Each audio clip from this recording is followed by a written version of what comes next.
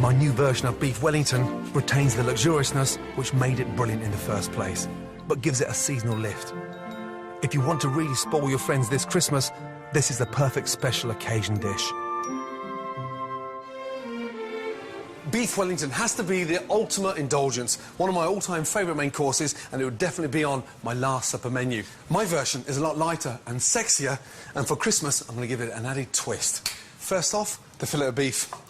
Now, look at it, it's beautiful. First, the most important part is to sear it. Salt, pepper. The fillet is the leanest and the most expensive cut of beef. It comes from underneath the lower backbone, a part of the animal which has very little muscle, and this is what makes it such a tender cut. Very, very hot pan, olive oil, and literally roll it around the pan. We're not cooking the beef, we're just searing it, which will really help to give another layer of flavour and beef in. Lovely. Now use the side of the pan so the beef sears down the back when you tilt it.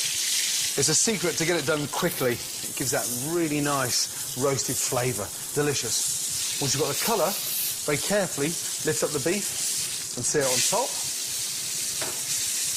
and sear it on the bottom. Out and onto the plate. English mustard. What this does now, it gives it a bit of heat. Just lightly brush the mustard over the beef. So really important that you do this as the beef comes straight out of the pan.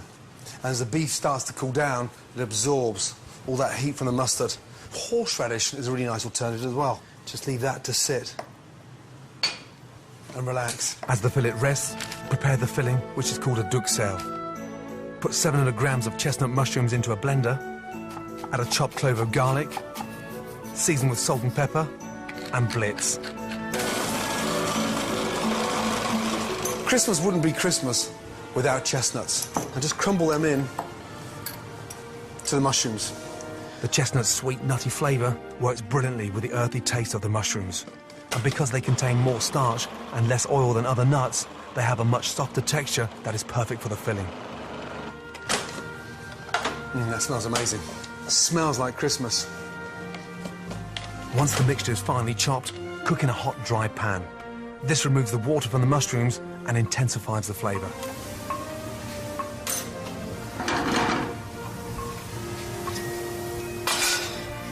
You can see the water coming out instantly. Such an essential stage, really critical to the success of the Wellington, that you dry those mushrooms out and get rid of all that water. Take the mushrooms up even further, some fresh thyme in there, which will make it really nice and light and fragrant. When all the water's been fried off, remove from the pan and leave to cool. Then start assembling the Wellington. Stage 1, wrapping the beef fillet. First of all, these wonderful slices of Parma ham. And look, beautiful. Overlap it and set it there. So the secret of overlapping the Parma ham is to make sure it contains all those juices coming out of the beef.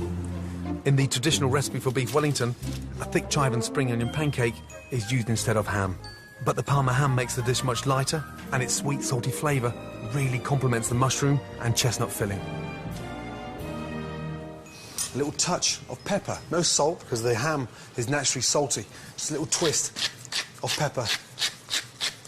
And then from there, your mushrooms.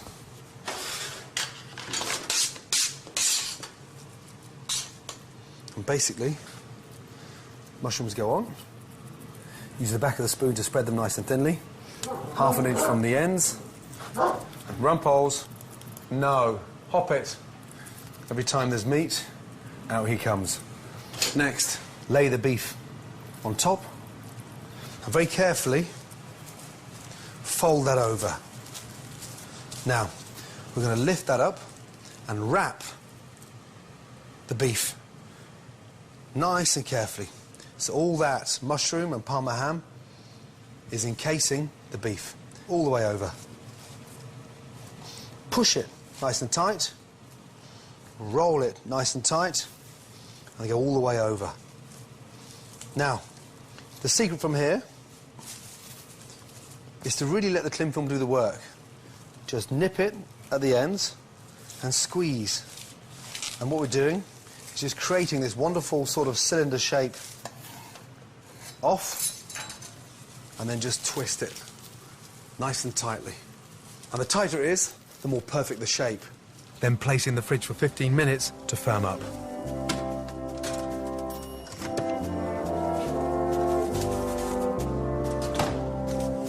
Once it's set, it's ready for the final wrap. A little bit of cling film, puff pastry, beef.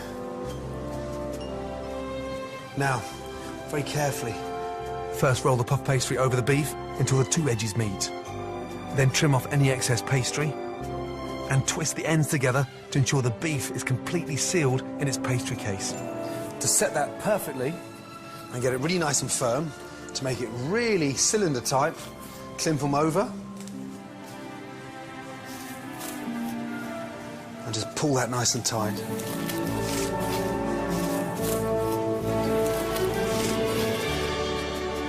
But the big secret behind this is that it can be done the night before, and the tighter the cling film, the better the shape. The more even the shape, the more even it cooks. Put it back in the fridge for 5 minutes to firm up again.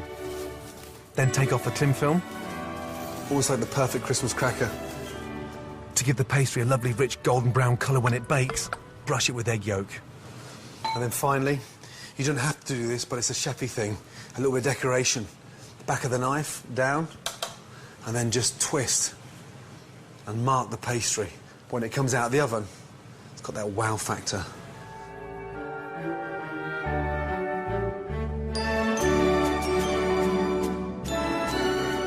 Add a generous sprinkle of salt to ensure the pastry becomes lovely and crisp. Then bake in an oven at 200 degrees for around 35 minutes, depending on how rare you like your beef. Once out of the oven, it's crucial you let the Wellington rest for at least 10 minutes. This allows the meat to relax and reabsorb its delicious juices, making sure it's tender and succulent. Nice and gently. Hear that pastry, how crisp that is. This is the bit we've been waiting for. Oh, wow. My God. I'm in heaven. And for me, if you want a really nice change to roast turkey, this has to be the ultimate for the table.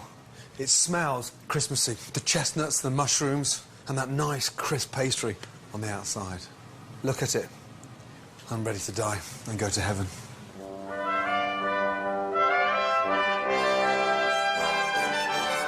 For really special occasions, or as an alternative to turkey for Christmas dinner, serve my beef Wellington with gloriously creamy mashed potatoes and shavings of exquisite white truffle.